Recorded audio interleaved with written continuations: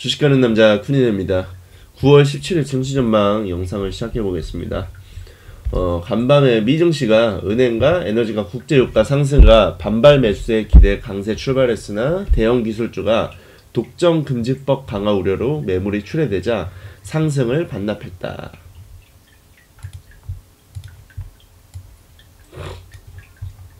장 후반 연준이 경기 회복에 대한 자신감과 2023년까지 저금리 유지를 시사하자 상승 확대하기도 했다.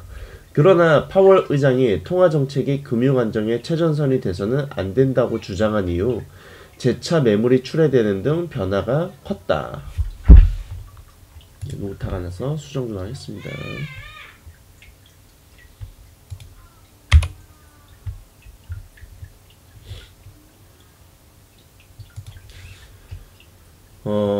미증시는 대형 기술주 부진과 FOMC 결과로 변화, 대형 기술주가 변동성을 확대하며 나스닥이 하락 전환했다. 애플의 경우 신제품 출시 이후 약세를 보이고 있는데 시장에 놀라움을 주지 못했다는 점이 부각되며 매물이 출회됐고, 특히 페이스북에 대해 FTC가 반독점 소송을 준비 중이라는 보도가 유입되자 페이스북은 대형 기술주에 대한 매물이 출회됐다. 그동안 산업의 쏠림 현상이 과도하게 진행되며 독점 금지법 강화 우려가 높아져 왔었는데 본격적으로 소송 등을 통해 규제 강화 가능성이 높아졌다는 평가가 유입되며 대형 기술주 하락을 부추겼다.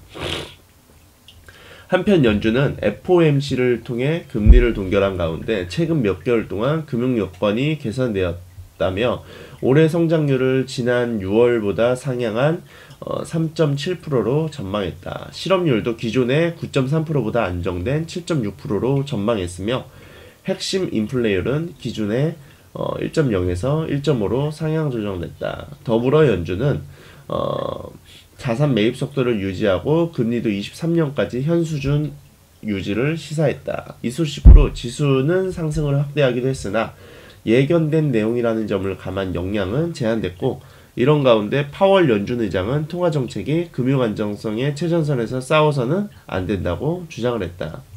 이는 주식시장이 연준의 저금리에 기반해 펀더멘탈과 차별화 속 강세를 보인 점에 부담을 느낀 것으로 추정을 했고, 실제 이 발언 이후 지수는 매물 출회되며 하락전환, 여기에 목표 인플레이율과 관련된 구체적인 수치 등에 대해서 언급을 자제했고, 현재 채권 매입 수준이 적절하다며 추가 부양책에 신중한 발언을 한 점도 부담됐다. 물론 불확실성이 높아지며 적극적인 대응을 시사한 점은 긍정적이다. 이제 국내 정치 전망을 보면은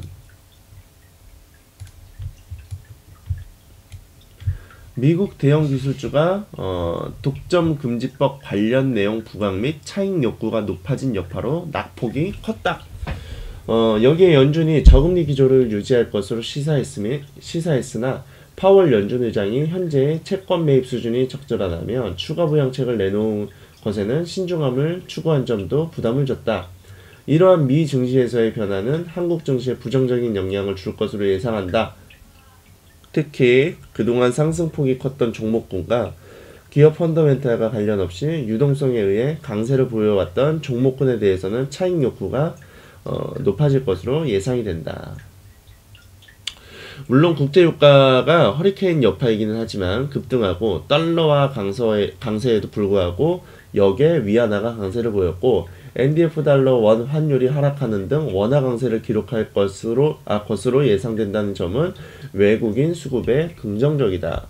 이를 감안 일부 상승폭이 컸던 종목군의 차익 매물 출회 가능성이 높으나 외국인의 수급이 유입되는 종목군의 강세를 기대돼 지수 변화는 제한될 것으로 예상되며 전반적인 종목 차별화 장세를 전망한다.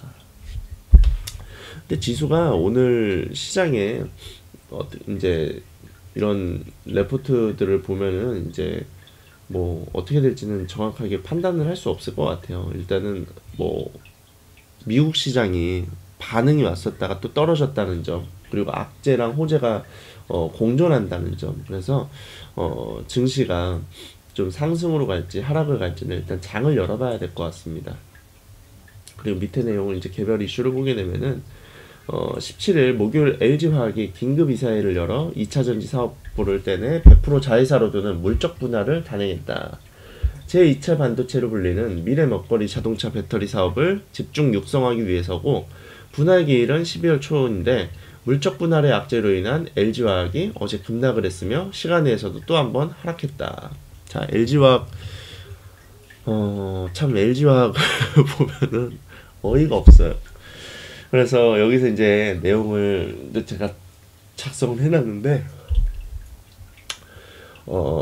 물적 분할이란 기존 회사가 신설 회사의 주식을 100% 보유하는 것을 이야기하는 건데 물적 분할은 실적이 부진한 사업 부분을 떼어내어서 정리하기 위해서 하기도 하고 실적이 너무 좋은 회사를 분리하기 위해서 활용하기도 해요. 근데 신설 회사는 비상장 기업으로 남고 여기서 물적 분할을 하게 되면은 신설 회사의 주식을 100% 보유하고 있기 때문에 지배권 행사가 쉬워지고 그리고 물적 분할은 주주들의 반대나 관련 사업 부서의 구조조정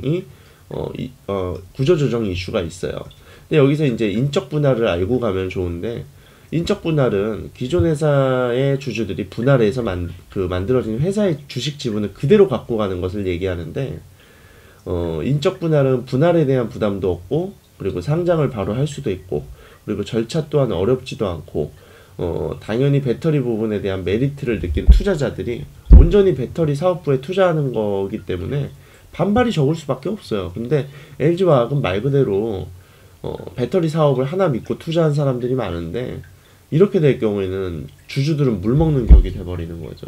그래서 LG화학은 지금 하는 짓거리가 영 꼬름하다. 그래서 반사수혜를 이제 전기차에서는 이제 경쟁 회사 중에서는 SK 이노베이션이 LG화학에서는 어떻게 보면 경쟁사기 때문에 이번 이슈로 인해 가지고 반사수혜를 볼 가능성이 조금 있어요. 그래서 SK 이노베이션이 제가 판단하기에는 메이저 수급도 이제 들어올 것 같고 상승 추세가 SK 이노베이션이나 다른 기타 이제 배터리 관련 회사로 옮겨지지 않을까라고 생각을 하고 있기 때문에 관련주들을 찾아가지고 한번 보는 것도 굉장히 좋은 것 같습니다. 그리고 밑에 내용을 보게 되면은 마지막 내용입니다. 도널드 트럼프 미국 대통령이 스가 요시히데 일본 신임 총리와 협력해서 미일 동맹을 더 강력하게 만들기를 고대하고 있다고 백악관이 밝혔고 백악관은 간밤 대변인 성명에서 미국과 일본의 관계는 또 오타가 났네요. 관계는 가장 강력하며 트럼프 대통령은 스가 총리와 협력해 이를 더욱 강력하게 만들기를 고대한다고 덧붙였다. 마이크 폼페이오 국무장관도 성명을 내고 미일 동맹은 자유롭고 개방적인 인도 태평양의 평화와 안보 번영에 있어 주춧돌이라며 미국은 미일 동맹인 태평양과 전 세계에서 투명성과 책임, 개방성, 번영, 평화를 위한 힘도 되도록 스가 총리와 협력하기를 고대한다고 말했다. 트럼프가 일본을 옆에 둘 수밖에 없는 이유가 아시아에서는 중국과 러시아를 견제하기 위해서고요. 여기에서는 한국이 따라와 주지를 않으니까 한국은 지금 패싱이 되고 있고 일본과 동맹을 강화할 가능성이 굉장히 높아요. 지금 실제로 그렇게 흘러가고 있고 그래서 이는 일본에게도 굉장히 찬스가 되고 일본은 또 전범국가잖아요. 그러니까 전범국가이기 때문에 전범국가에서 보통국가로 헌법 제9조를 없애거나 수정하는 일이에요. 얘네들이 지금 전쟁을 할 수 있는 국가로 바꾸기 위해서 굉장히 노력을 많이 하고 있어요. 아베 시절부터. 그래서 아시아를 견제하기 위해서는 또 일본 측에서는 뭐 북한이 옆에서 미사일까지 쏴대고 그러니까 명분이 자꾸 생기고 있잖아요. 그래서 이러한 부분으로 개정안을 통과시키려고 일본이 언급을 계속 할 거예요, 앞으로도. 그래서 이제 미국 측에서는 당연히 환영할 거고 우리 헌법 개정이 통과될 경우에는 한국에서는 굉장히 불안 요소로 작용을 할 수밖에 없어요. 그래서 한국에서는 이러한 부분이 또 반발 요소가 나올 가능성도 높고 그리고 중국이나 러시아 쪽에서도 지금 굉장히 이제 한국 측에 요구하는 것도 많고 미국 측에다가도 공격적인 발언이 지속해서 나올 겁니다. 이러한 부분으로 봤을 때 그 반일 관련주도 이제 지속적인 이슈가 될 가능성이 있지만은 저는 미중 무역 전쟁 관련주가 오히려 훨씬 더 부각을 이러한 이유로 많이 받을 거고 또 트럼프가 이제 재임에 성공하게 되면은 그 미중 무역 전쟁 관련주들은 다시 한번 큰 상승을 할 가능성이 있어요. 그래서 만약에 미중 무역 전쟁 관련주가 지속적인 조정을 받고 그런다고 하면은 저는 제가 봤을 때 지속적으로 모아가는 판단은 굉장히 좋은 판단이라고 생각을 하고 있습니다. 그래서 그런 부분들을 관심 있게 보면 될 것 같다 생각하면 될 것 같고요. 어느덧 벌써 9월 중순의 목요일입니다. 시간 가는 게 너무나 빨리 가는데요. 한 달에 또 이제 남은 보름 동안에 장이 어떻게 흘러갈지는 모르겠습니다. 그래서 열심히 공부를 해가지고 대응을 하는 방법밖에 개인 투자자들은 없으니까 지속적인 대응을 하시면서 즐거운 시장이 됐으면 좋겠습니다. 아무튼 간에 즐거운 하루 되시고요. 오늘 영상은 여기서 마감하겠습니다. 감사합니다.